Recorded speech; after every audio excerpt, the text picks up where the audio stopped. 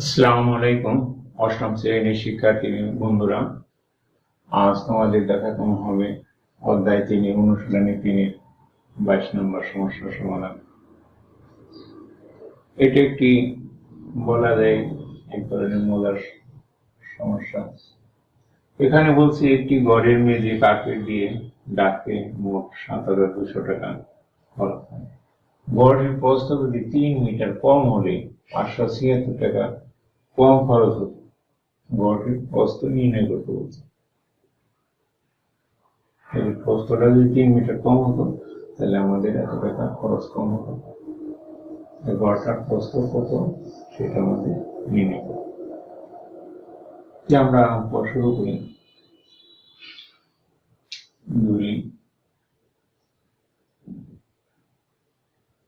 ঘরটির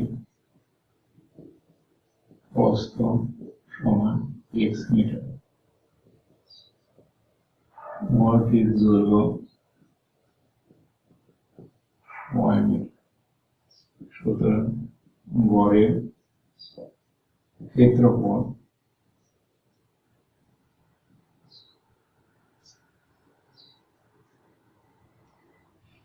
এখানে আমাদের সমস্যা ঘরের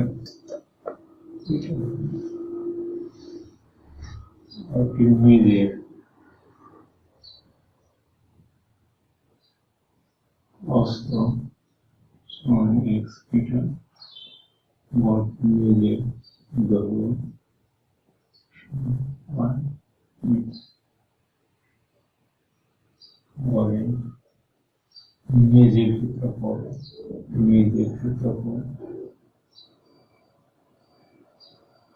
xy বর্গ মিটার। আমাদের যে মেঝের ক্ষেত্রফল xy বর্গ মিটার যখন থাকে তখন আমাদের খরচ হয় কত? 7,200 টাকা। তাহলে আমরা এখানে লিখতে পারি শর্ত মতে প্রশ্ন মতে xy equal to 7,200 টাকা। এটা আমরা লিখতে পারি যেহেতু ক্ষেত্রফল এত টাকার মধ্যে। তাহলে প্রস্থ যদি 3 মিটার খরচ কম হয় তাহলে প্রস্থটা হবে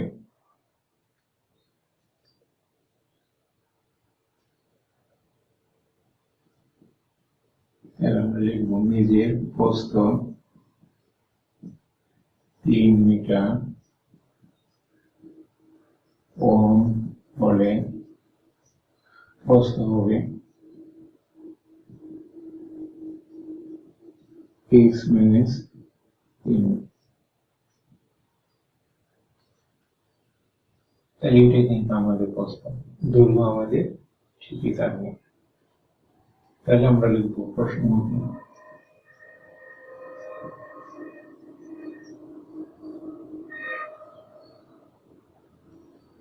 x minus 3 y equal to আমাদের যে খরচটা হবে xy মাইনাস কম হবে কত?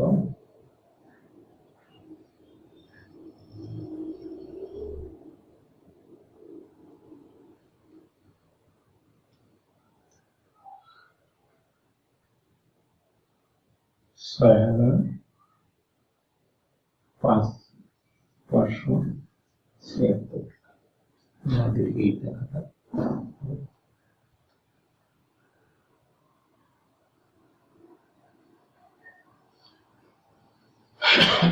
তাহলে এখানে আমরা xy লিখলাম, xy এর পরিবর্তে 7,200 টাকা আমরা লিখতে পারতাম।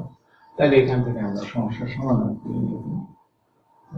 xy minus 3y equal to আমরা xy টা এই সাইডে নিয়ে আসি minus xy equal to minus 500। তাহলে xy আমরা লিখব। তাহলে আমাদের থাকতেছে minus 3y equal to minus 500। ওর পক্ষ থেকে আমরা মাইনাস বাদ দিব, তাহলে y equal to 500। তাহলে আমরা y মান পাবো এখন তাহলে আমরা দৈর্ঘ্যটা পেয়ে গেল। আমাদের দরকার হলো প্রস্থে। যেহেতু আমাদের ক্ষেত্রফল দেওয়া আছে, ক্ষেত্রফলের থেকে আমরা দৈর্ঘ্য দিয়ে বাড়গুলি করি, তাহলে আমরা প্রস্থ পাবো। তাহলে আমরা প্রস্থ সমান ক্ষেত্রফল ডিভাইডেড বাই দৈর্ঘ্য। ক্ষেত্রফল আছে আমাদের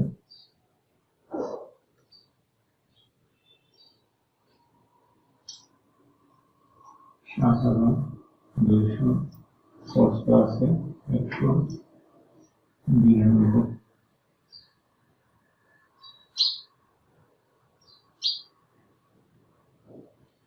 এটা হবে এখন মিটার।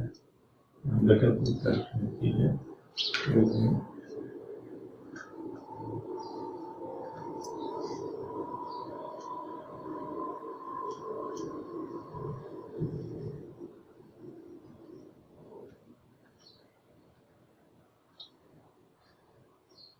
সাঁইত্রিশ 5 মিটার আমরা পেয়ে গেলাম।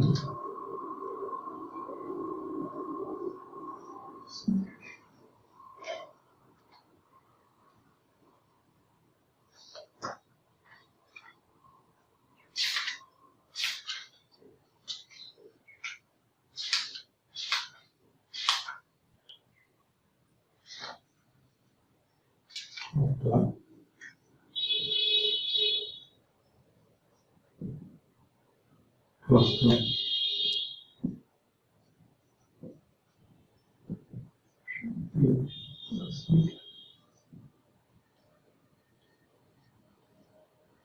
ধন্যবাদ বন্ধুরা, আজকে ক্লাস